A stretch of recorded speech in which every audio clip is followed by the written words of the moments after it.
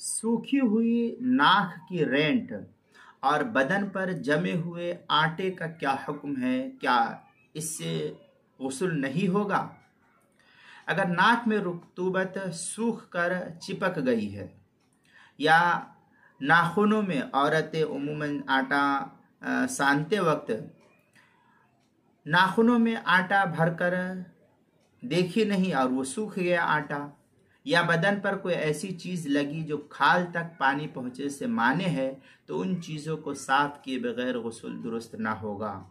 जैसे कि आजकल फेविक्विक होता है, ये चिपक जाता है, या रंग होता है, पेंट होता है, ये भी चिपक जाता है, ये पानी जिस्म तक पहुंचने से माने होता है।